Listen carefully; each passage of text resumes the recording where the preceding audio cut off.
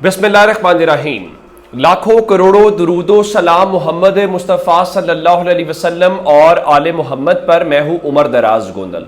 चूंकि अब हुकूमत और इस्टेब्लिशमेंट अपने गैर सरकारी तर्जुमानों के जरिए ये ऐलान कर चुकी है कि वो मखसूस सीटों के ऊपर वो भी अमल नहीं करेंगे और ये सीटें पाकिस्तान तहरीक इंसाफ को नहीं दी जाएंगी, और उसके साथ जो है इलेक्शन कमीशन ऑफ पाकिस्तान भी जाहिर है इस पूरी टीम का हिस्सा है, तो इलेक्शन कमीशन भी इस फैसले के ऊपर अमल दरामद नहीं करेगा।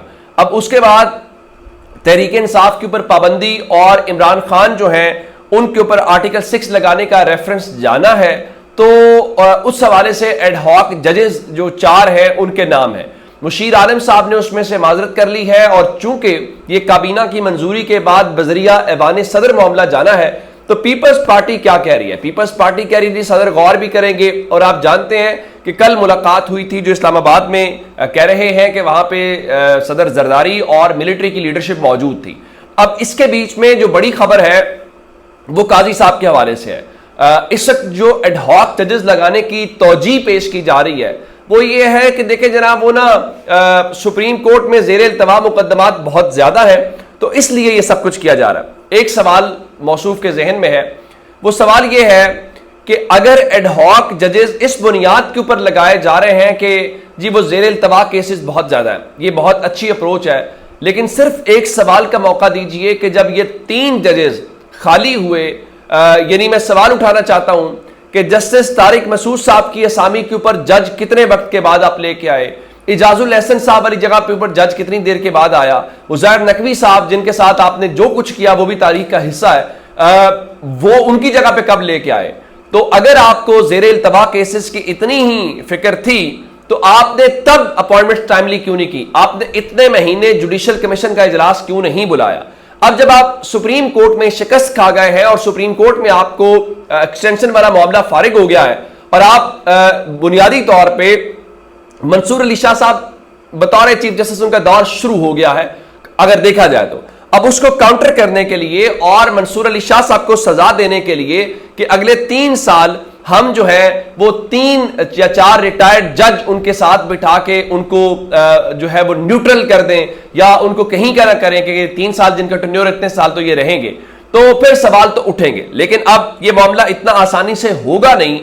माजी में भी ये होता रहा और वकला इसके खिलाफ बोलते रहे, और अगर आप सुप्रीम कोर्ट एडहॉक जज लगाएगी तो एक और सवाल भी जहन में आता है कि भाई आइंदा आप किसी महकमे का जो कायम मकाम सरबराह है या एडहॉक सरबराह है उसको कैसे खत्म करेंगे? आप कैसे कह सकते हैं कि गवर्नमेंट या विफाकी हुकूमत, सूबाई हुकूमत जो है वो मुस्तकिल सरबराह लगाए? तो लोग कहेंगे आपने ये एडहॉक क्यों लगाए हुए हैं, तो आपके पास उस सवाल का कोई जवाब नहीं होगा। लेकिन अब काजी साहब को जो लेने के देने पड़ रहे हैं ना, असल बात यह है कि आजम नजीर तारड़, एहसन भून के जरिए पंजाब हुकूमत से वाया अरबों रुपए आपने बांटे ग्रांट्स के नाम के ऊपर, और आपका ख्याल था कि वकील सत्तू पी के सो जाएंगे।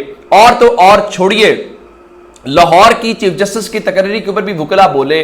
अब वकला ने बिल आखिर वो मामला जो है उसके ऊपर उन्होंने बोलना शुरू कर दिया है, और Peshawar high court bar association ने एडहॉक जजेस की तैनाती को मुस्तरद कर दिया है, और उन्होंने कहा है कि इससे हाई कोर्ट के जजेस की हक तलफी होगी। यानी अगर तो ये जेन्युइन मसला है तो आप पार्लियामेंट को लिखें, आप हुकूमत को लिखें, और हुकूमत का वोट चुके काजी साहब को मिलना है तो वो आइन के अंदर तरमीम कर लें या कुछ और कर लें, वो सुप्रीम कोर्ट के जजेस की तादाद 17 से बढ़ा के 27 कर दें, 10 मजीद जज अपॉइंट कर दें, ये बात तो जायज है। उसके बाद कराची बार एसोसिएशन जो है उन्होंने भी इस सिलसिले में इस चीज की मजम्मत कर दी है, और ये कहा है कि ये जो नेशनल जुडिशल पॉलिसी है उसके खिलाफ है, और जाहिर है कि वहां पे भी जो जजेस हैं वो भी यही कंसर्न जाहिर करेंगे कि भाई आप हाई कोर्ट से जजेस क्यों नहीं उठाते।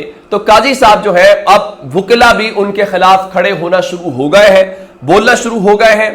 तहरीक इंसाफ तो बड़ी वाज़ेह लाइन इसके ऊपर ले रही है, और मुस्लिम लीग नून को रिटायर्ड जजेस सूट करते हैं। मंजूर मलिक साहब जैसे जुडिशल कमीशन के मेंबर हैं, उनको सारे ऐसे ही चाहिए, उनको कोई रमदे चाहिए, उनको या तारिक मसूद साहब चाहिए, उनको मजहर आलम मियां खेल साहब चाहिए, उनको मकबूल बाकर साहब चाहिए, जिन्होंने जो सिंध के अंदर कारकर्दगी दिखाई है बतौर निगरान वजीर आला। गो के एज ऑफ दिस मोमेंट अभी तक इत्तलात यह है कि मजहर आलम मियां खेल जो है उन्होंने और तारिक मसूद साहब ने अभी तक कंफर्म सुप्रीम कोर्ट को किया कि जनाब हम अपने के हवाले से जो है वो नौकरी करने के बाद हम दोबारा नौकरी करने के लिए तैयार है। भाई इनकी तो 65 साल की उम्रें भी पूरी हो चुकी हैं। आइन ने तो यह भी कहा था कि 65 साल जो है, तो आप अब उनको क्यों लगा रहे हैं? यह भी सवाल पैदा होता है। आप फ्रेश क्यों नहीं लेके आ रहे हैं? आप इन्हीं रिटायर्ड लोगों को क्यों लेके आ रहे हैं? यह भी सवाल है। मिसाल के तौर पे आपको एडहॉक जज चाहिए ही चाहिए, तो आप सुप्रीम कोर्ट के किसी सीनियर वकील को लगाइए, समझ आती है। हाँ, अब इतनी कसर रह गई है कि आप मियां नवाज शरीफ को एडहॉक जज लगा लें। अब इतनी ही कसर रह गई है कि आप गरीदा फारूकी को एडहॉक जज लगा लें। ऐसे लोग हसन अयूब को लगा लें, आदिल शाह ज़ेब को लगा लें, मुनीफ फारूक को लगा लें। ये जो आपके तर्जुमान है इनको ही फिर एडहॉक जज लगा दें, कम से कम जो किस्सा है वो तो तमाम हो जाए। अब इस सिलसिले में शाहिद खाकान अब्बासी भी कह रहे हैं कि एडहॉक जजेस की तैनाती से जो निजाम है वो दरहम बरहम हो जाएगा। ये तो मामला मशकूक हो गया है। एक फैसला आपकी मर्जी का नहीं आता तो 2 दिन के बाद आप एडहॉक जजेस जो है वो लगा रहे हैं, तो जाहिर है उसके ऊपर सवाल तो उठेंगे। और अब इनकी परेशानी बुनियादी तौर पर है क्या? परेशानी ये है कि इस सारे मामले के अंदर ख्याल था कि पाकिस्तान तहरीक इंसाफ का जी फॉरवर्ड ब्लॉक बन जाएगा, पाकिस्तान तहरीक इंसाफ की ग्रुपिंग हो जाएगी, तो वो तो बात बनती हुई दिखाई नहीं दे रही। असद कैसर साहब के मुताबिक जो 41 के 41 MNAs हैं उन्होंने अपने बयान हल्फी जमा करा दिए हैं और असद कैसर साहब के मुताबिक उन्होंने इसकी तस्दीक की है और अब उनको मखसूस नशिस्तें मिलनी है। 80 वो वैसे हैं, तो उनके मुताबिक वो अब बढ़ के जो है चूंकि ये 22 सीटों का मामला है, तो उनके मुताबिक वो पार्लियामेंट की सबसे बड़ी जमात बन जाएंगे। और परेशानी भी यही है।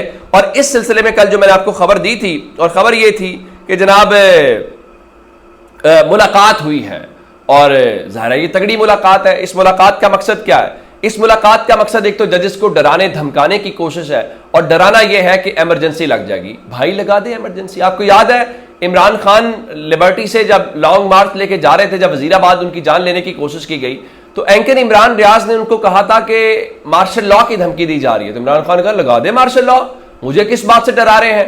तो अब प्रॉब्लम इस गवर्नमेंट के साथ ये है कि पब्लिक सपोर्ट नहीं है, खजाना आपका खाली है, बहुत सारे मसाइल है। अब कल वाली मुलाकात के हवाले से इत्तलात ये आ रही है कि कल उसमें शहबाज शरीफ भी मौजूद थे, जरदारी भी मौजूद थे और फौजी क़यादत भी मौजूद थी, जो इस वक्त ज़राए दावा करते हैं।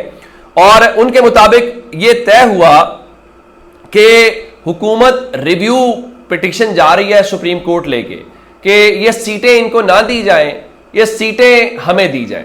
वैसे क्या ही मज़ेदार फैसला हो, सुप्रीम कोर्ट अपना ही फैसला तब्दील कर देगा, नहीं नहीं हमसे गलत फैसला हो गया है, ये सीटें नून लीग को हम देंगे। तो इस मुल्क के लोगों को तो पहले ही पता है, तो लोग क्या सोचेंगे? निजाम इंसाफ का जनाजा निकालने वाली बात है। खैर वो एक अलग मैटर है। तो तय ये पाया है कि अगर तो जजेस जो हैं वो रिव्यू के अंदर अपना फैसला नहीं बदलते, तो फिर आर्टिकल 232 के तहत सदर जो है वो इमरजेंसी लगा दें। मेरे ख्याल से इमरजेंसी जरूर लगानी चाहिए। अब आप कहेंगे कि मैं ये बात क्यों कर रहा हूं? मैं ये बात इसलिए कर रहा हूं कि इन्होंने पहले जिसके कहने के ऊपर एक चलती फिरती हुकूमत गिराई, फिर इन्होंने मुल्क के अंदर 90 रोज के अंदर इलेक्शंस नहीं होने दिए, और अब पाकिस्तान की सुप्रीम कोर्ट का फुल कोर्ट फैसला है। और ये बड़े बड़े जमहूरियत वाले नून लीग, पीपल्स पार्टी, ये ना आइन को मानते हैं, ना सुप्रीम कोर्ट को मानते हैं, ना जमहूरियत को मानते हैं। वो एक ही चीज को मानते हैं, इक्तदार हमारे पास रहना चाहिए, हमारी मर्जी के मुताबिक पूरा सिस्टम नाचना चाहिए।